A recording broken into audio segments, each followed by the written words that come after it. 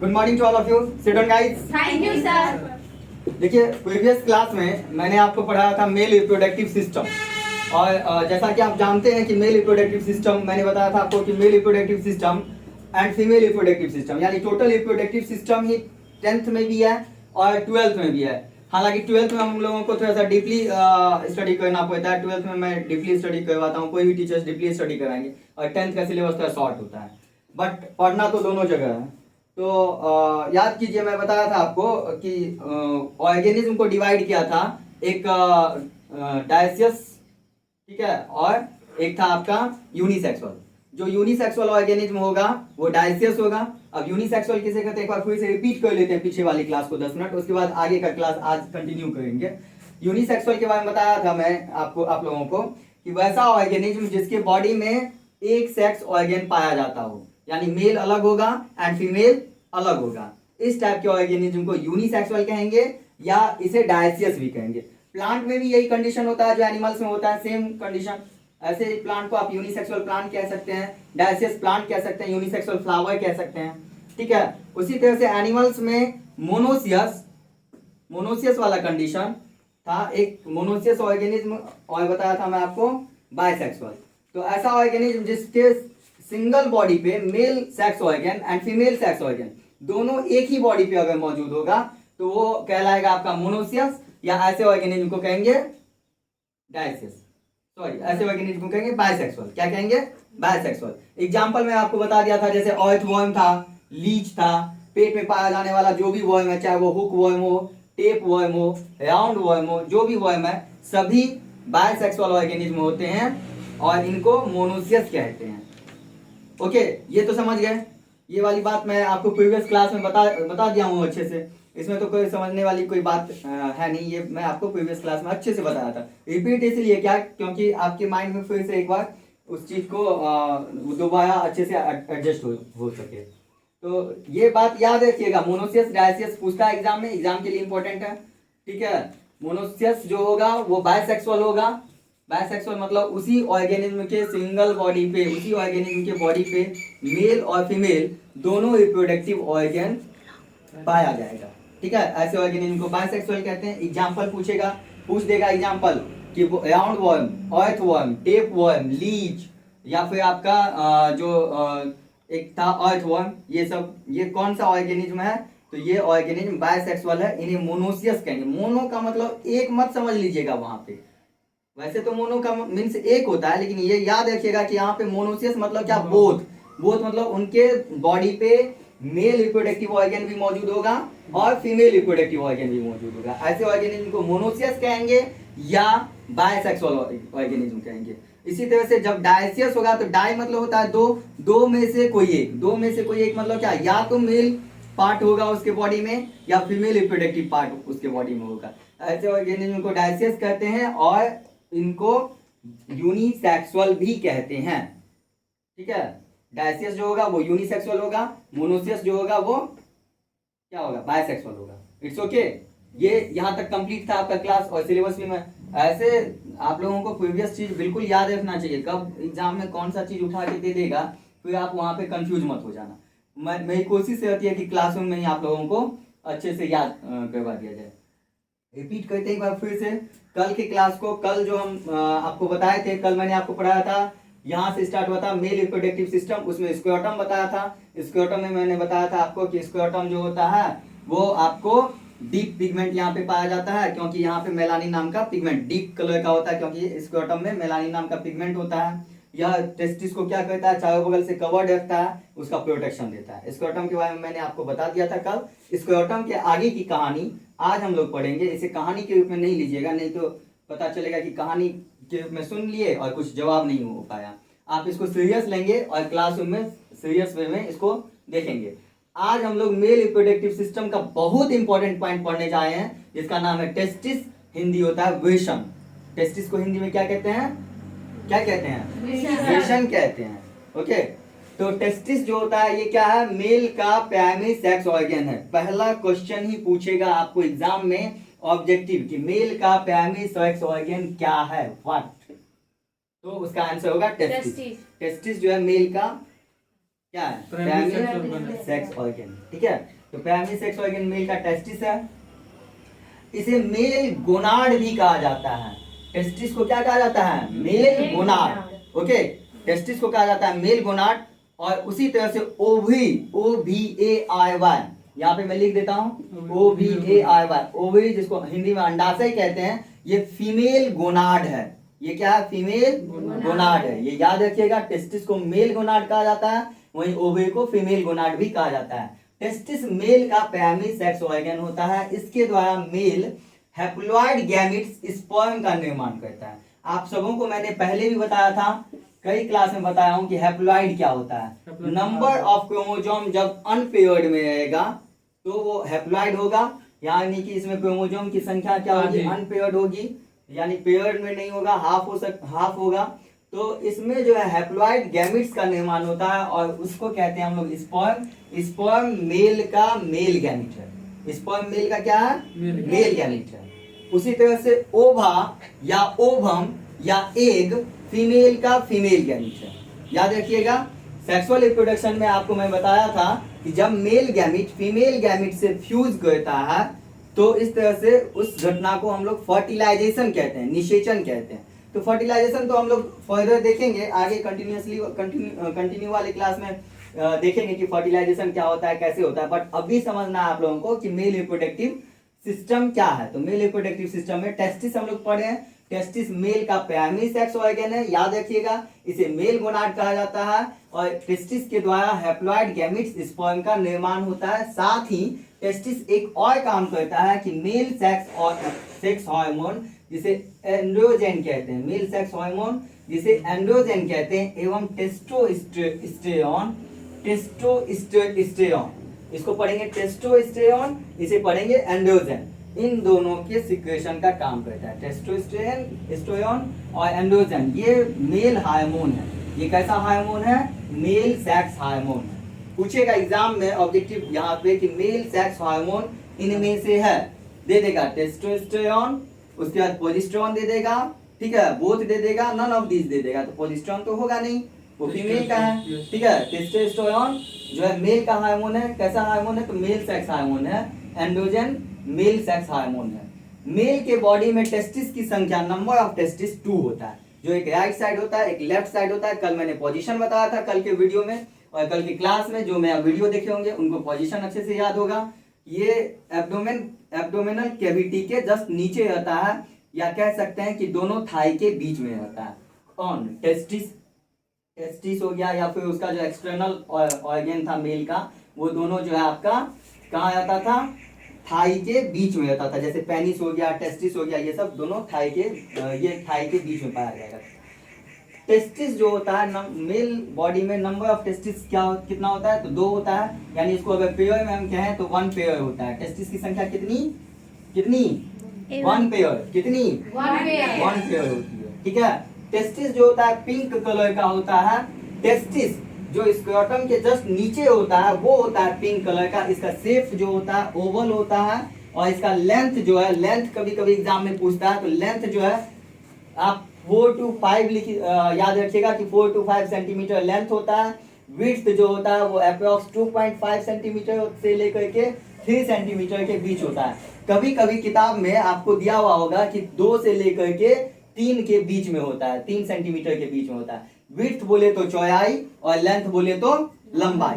Testis की लंबाई जो है 4 से 5 सेंटीमीटर होती है, वहीं उसकी चौड़ाई यानी विड्थ जो होता है 2.5 से 3 सेंटीमीटर, या 2 सेंटीमीटर से 3 सेंटीमीटर के बीच में होता है। अगर 2 से 3 के बीच में भी होगा तो भी आप लोग कंफ्यूज नहीं कीजिएगा, बिकॉज 2 से 3 भी बुक लिखता है, और 2.5 हम लिख दिए हैं, तो 2.5 से 3 के बीच में जो है इसकी चौड़ाई होती है। इसका वेट प्रत्येक ह्यूमन के मेल बॉडी में, यानी मेल में, क्योंकि मेल में ही टेस्टिस पाया जाएगा, फीमेल में तो पाया जा नहीं सकता है, ये मेल रिप्रोडक्टिव ऑर्गन है टेस्टिस। तो प्रत्येक ह्यूमन के टेस्टिस का वेट जो है अप्रॉक्स 14 ग्राम होता है, 14 ग्राम। ओके, ये टेस्टिस का वेट होता है, जो मैं आपको बता दिया। आप ये सब याद रखिएगा। आगे देखते हैं आगे का पॉइंट में। प्रत्येक टेस्टिस चारों तरफ से एक लेयर से कवर्ड होता है। उस लेयर को कहते हैं हम लोग ट्यूनिका अल्ब्यूजिना। इस लेयर को हम लोग क्या कहते हैं? ट्यूनिका अल्ब्यूजिना। ट्यूनिका अल्ब्यूजिना से टेस्टिस जो है कवर्ड होता है। यहाँ पे मैं टेस्टिस का डायग्राम बनाया हूँ, ऐसे तो मैं नहीं बनाया हूँ, मैं एक स्टूडेंट ही बनाए हैं। और वो टेस्टिस का डायग्राम जो है इसमें देख रहे हैं आप लोग कि यहाँ पे ट्यूनिका अल्ब्यूजिना जो है ये है जो टेस्टिस को चारों तरफ से कवर्ड रखता है। अंदर में टेस्टिस, चारों बगल से ट्यूनिका अल्ब्यूजिना। क्या नाम है? ट्यूनिका। यहाँ से बोलेंगे ट्यूनिका अल ट्यूनिका ट्यूनिका अल्ब्यूजिना। गुड। ये ट्यूनिका अल्ब्यूजिना टेस्टिस को चारों तरफ से कवर्ड रखता है। इसके बाद यह जो है 200 से 300 टेस्टिकुलर लोब्यूल्स में डिवाइड होता है। ये टेस्टिकुलर लोब्यूल्स देख रहे हो आप लोग, यहाँ पे है ना टेस्टिकुलर लोब्स मींस लोब्यूल्स। ये 200 से 300 एक टेस्टिस में दो अप्रॉक्स 200 से 300 टेस्टिकुलर लोब्यूल्स देखने को मिलता है। टेस्टिकुलर लोब्यूल्स बोलेंगे एक साथ, टेस्टिकुलर लोब्यूल्स। सपना आप भी बोलेंगे टेस्टिकुलर लोब्यूल्स। ओके, तो एक साथ बोलेंगे टेस्टिकुलर लोब्यूल्स। ये एक बार बोलेंगे आप लोग सब, टेस्टिकुलर लोब्यूल्स। इसकी संख्या एक टेस्टिस में अप्रॉक्स 200 से 300 के बीच होती है। ओके, आगे देखते हैं। प्रत्येक टेस्टिकुलर लोब्यूल से 2 से 3 अत्यधिक क्वाइल्ड स्ट्रक्चर जो है निकलता है, जिसे सेमिनिफेरस ट्यूब्यूल्स कहते हैं। Seminiferous tubules. इस टेस्टिकुलर लोब्यूल से 2 से 3 सेमिनिफेरस ट्यूब्यूल्स निकलता है। यहाँ पे आप देख रहे हो सेमिनिफेरस ट्यूब्यूल्स। ये है सेमिनिफेरस ट्यूब्यूल्स जो ऐसे ऐसे ऐसे करके राउंड कलर का राउंड दिया हुआ है।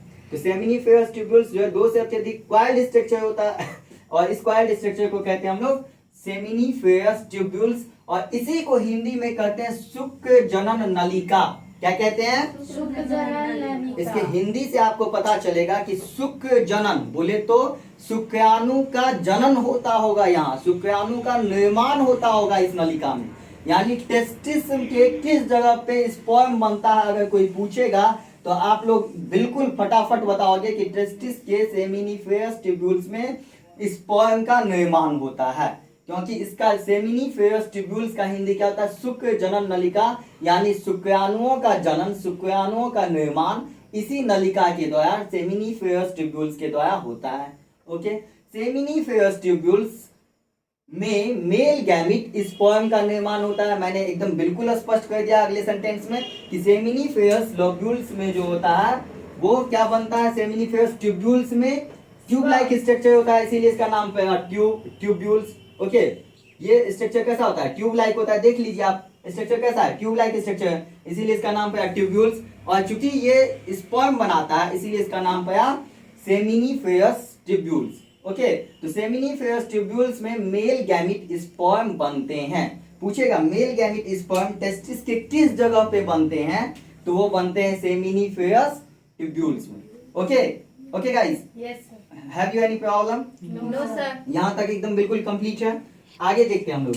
आगे इंपॉर्टेंट और भी पॉइंट है कि सेमिनिफेरस ट्यूब्यूल्स में 2 प्रकार के सेल्स पाए जाते हैं। सेमिनिफेरस ट्यूब्यूल्स में कितने प्रकार के सेल्स पाए जाते हैं? There are 2 types cells are found in seminiferous tubules. There are 2 types cells found in seminiferous tubules. Seminiferous tubules में 2 प्रकार के सेल्स पाए जाते हैं। एक का नाम जर्म सेल्स, दूसरे का नाम स्क्रोटी सेल्स। जर्म सेल्स को हिंदी में जनन कोशिकाएं कहते हैं। स्क्रोटी सेल्स को का एक और नाम दिया जाता है इंग्लिश में, इसको नर्स सेल भी कहते हैं। आप लोग नर्स का देखे होंगे कि नर्स होती है आपको मेडिकल में, उसका स्पेल सेम होता है NURSE, नर्स। ठीक है, इसमें से बहुत सारे स्टूडेंट्स का ये एम्बिशन भी है कि हम नीट का प्रिपरेशन करेंगे और करते भी हैं। आप लोग नीट का प्रिपरेशन, मेडिकल का प्रिपरेशन करते हैं। जब आप मेडिकल में डॉक्टर बन जाएंगे या JNM ANM करके नर्स बन जाएंगे तो इसका स्पेल ऐसा ही होता है। तो यहाँ पे स्क्रोटी सेल्स को नर्स सेल भी कहते हैं, याद रखिएगा। स्क्रोटी सेल को क्या कहा जाता है? नर्स सेल कहा जाता है। ये सर्टोली सेल्स को नर्स सेल्स कहा जाता है। सर्टोली सेल्स को क्या कहा जाता है? नर्स सेल कहा जाता है। सर्टोली सेल्स और जर्म सेल्स ये दोनों सेल्स कहाँ पाए जाते हैं? सर्टोली सेल्स और जर्म सेल्स दोनों सेल्स कहाँ पाए जाते हैं? शुक्राणु जनन नालिका। शुक्राणु जनन नलिका में। इंग्लिश होता है इसका सेमिनिफेरस ट्यूब्यूल्स। बोलेंगे एक साथ, सेमिनीफेरस ट्यूब्यूल्स। एक साथ बोलेंगे सेमिनीफेरस ट्यूब्यूल्स। सेमिनीफेरस ट्यूब्यूल्स यानी कि जिसमें स्पर्म बनता है। इस सेमिनीफेरस ट्यूब्यूल्स में आपको जर्म सेल्स और सर्टोली सेल्स देखने को मिलेंगे। सर्टोली सेल्स का एक और नाम नर्व सेल। जर्म सेल्स का हिंदी में नाम होता है जनन कोशिकाएं। दैट्स मीन्स कि इसका शेप जो होता है, पहले तो इसका शेप जान लो आप लोग। इसका शेप होता है क्यूबाइडल। कैसा होता है? क्यूबाइडल मीन्स होता है घन के जैसा, ट्यूब लाइक स्ट्रक्चर होता है। ये कैसा होता है? ट्यूब लाइक स्ट्रक्चर होता है, घन के जैसा स्ट्रक्चर होता है।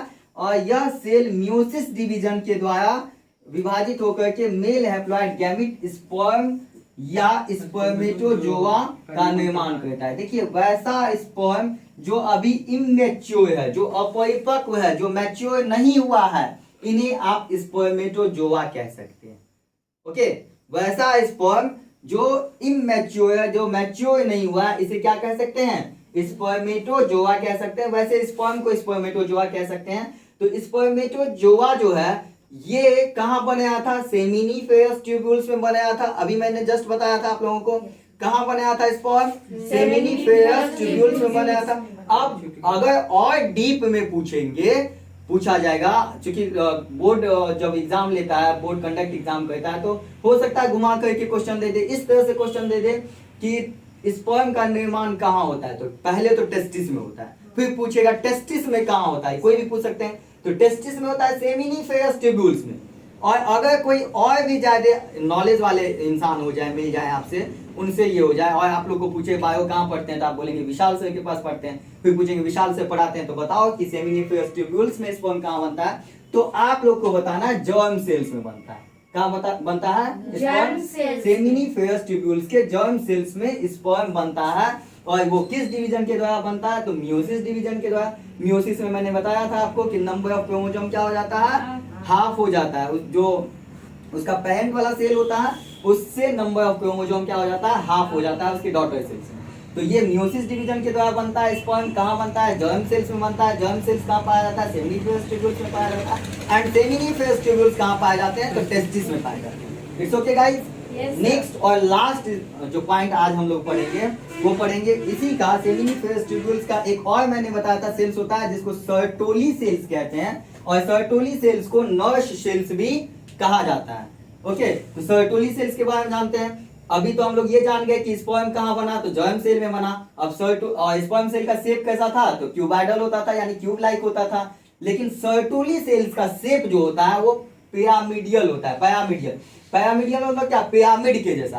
आप लोगों ने गीजा का पिरामिड देखा होगा, जो बेस में ज्यादा विड्थ होता है और ऊपर जाके वो ऐसा हो जाता है। मैं एक डायग्राम बना के दिखाता हूँ। ये हो गया पिरामिड शेप का। पिरामिड में क्या होता है? बेस ज्यादा विड्थ होता है, चौड़ा होता है, और ऊपर में जाकर के वो ज्यादा कोन के जैसा रूप ले लेता है। तो ये पिरामिड के जैसा होता है इसका सेल। सर्टोली सेल्स का शेप पूछेगा कैसा होता है, तो पिरामिड के जैसा होता है। जर्म सेल्स का शेप पूछेगा तो कैसा होता है? क्यूबाइडल होता है, क्यूब लाइक होता है। तो सर्टोली सेल्स का शेप जो है पिरामिडियल होता है, पिरामिडल होता है, यानी पिरामिड के जैसा होता है। यह जर्म सेल्स एवं, अब अच्छे से समझिएगा इस पॉइंट को, नहीं समझिएगा लाइफ में नहीं समझ पाइएगा कोई, इसीलिए अच्छे से समझिएगा। यह जर्म सेल्स एवं डेवलपिंग स्पर्म को न्यूट्रिशन देता है। देखिए इसका काम क्या है? सर्टोली सेल्स का काम एक ही है कि ये क्या करता है? न्यूट्रिशन देता है। न्यूट्रिशन मतलब पोषण देता है, ठीक है, भोजन देता है। पोषण को क्या कहेंगे? भोजन देता है। किसको भोजन देता है? तो दो चीज को भोजन देता है। एक जर्म सेल्स को भोजन देगा, और जर्म सेल्स में बनने वाले स्पर्म को भोजन देगा। दो चीज को ये भोजन देगा, दो चीज को न्यूट्रिशन देगा। जो सर्टोली सेल्स है, आपका नर्व सेल्स है, ये न्यूट्रिशन देगा किसको? जर्म सेल्स को न्यूट्रिशन देगा, और जर्म सेल में बनने वाले स्पर्म को न्यूट्रिशन देगा। ओके, तो ये इसका काम हो गया न्यूट्रिशन प्रोवाइड करना। ये न्यूट्रिशन प्रोवाइड करता है सर्टोली सेल्स। नर्व सेल्स किसको न्यूट्रिशन प्रोवाइड करता है? एक तो जर्म सेल्स को न्यूट्रिशन प्रोवाइड करता है, दूसरा जर्म सेल्स में बनने वाले स्पर्म को भी यही न्यूट्रिशन देता है। एक्चुअली स्पर्म भी एक लिविंग सेल्स है, और प्रत्येक लिविंग सेल्स को न्यूट्रिशन की रिक्वायरमेंट होती है, आवश्यकता होती है। सो न्यूट्रिशन का रिक्वायरमेंट कौन पूरा करता है? सर्टोली सेल्स पूरा करता है, जिसको नर्व सेल्स भी कहते हैं। तो ये तो आपका यहाँ तक क्लियर कि वो न्यूट्रिशन देता है। आगे देखते हैं, सर्टोली सेल्स के द्वारा, ये भी इंपॉर्टेंट पॉइंट है जो कि आपको नीट के एग्जाम में पूछता है, ये आपका छोटा मोटा एग्जाम में नहीं पूछेगा लेकिन नीट के एग्जाम में ये सब पॉइंट पूछेगा। सर्टोली सेल्स द्वारा एक प्रोटीन निकलता है, उस प्रोटीन का नाम है inhibin protein, inhibin B protein. ठीक है, ये इनहिबिन बी जो होता है, इनहिबिन प्रोटीन जो होता है, ये फीमेल बॉडी में भी निकलता है। मैं जब फीमेल रिप्रोडक्टिव सिस्टम में बताऊंगा आपको तो वहां पे भी बताऊंगा कि इनहिबिन प्रोटीन जो है फीमेल बॉडी में पास करता है, निकलता है, लेकिन मेल बॉडी में इनहिबिन बी नाम का प्रोटीन निकलता है। ओके, फीमेल बॉडी में भी निकलता है इनहिबिन, लेकिन मेल के बॉडी में, मेल का जो रिप्रोडक्टिव सिस्टम होता है, जो सर्टोली सेल्स है, इसका जो नर्व सेल्स है, इसमें एक प्रोटीन बनता है, उस प्रोटीन का नाम है इनहिबिन बी। ये प्रोटीन क्या करता है, ये हार्मोन को सिक्रेट करता है। ये क्या काम करता है, हार्मोन को सिक्रेट करता है। सिक्रेट बोले तो हार्मोन को निकालने का काम करता है। ये हार्मोन को क्या करता है, निकालने का काम करता है। यह हार्मोन जो है स्पर्मेटोजेनेसिस प्रोसेस को रेगुलेट करता है।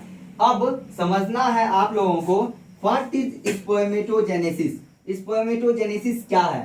तो मैं आपको प्रीवियस क्लास में जब स्टार्ट हुआ था ये रिप्रोडक्शन टॉपिक, तो मैं आपको अच्छे से बताया था कि formation of sperm is known as spermatogenesis, formation of sperm is known as spermatogenesis. Hindi बोले तो स्पर्म का निर्माण स्पर्मेटोजेनेसिस कहलाता है। तो वह प्रोसेस जिसके द्वारा स्पर्म का निर्माण होता है स्पर्मेटोजेनेसिस कहलाता है। और ये स्पर्मेटोजेनेसिस को रेगुलेट करने का काम एक प्रोटीन करता है, उस प्रोटीन का क्या नाम है, inhibin B protein, not inhibin protein, inhibin B protein. और ये इनहिबिन प्रोटीन कहाँ, इनहिबिन बी प्रोटीन कहाँ पाया जाता है, तो सर्टोली सेल्स में पाया जाता है या नर्व सेल्स में पाया जाता है। सर्टोली सेल्स का काम क्या है, ये न्यूट्रिशन देता है, भोजन देता है। किसको पोषण देता था, जर्म सेल्स को पोषण देता है, और जर्म सेल्स के साथ साथ ये स्पर्म को भी पोषण देता है।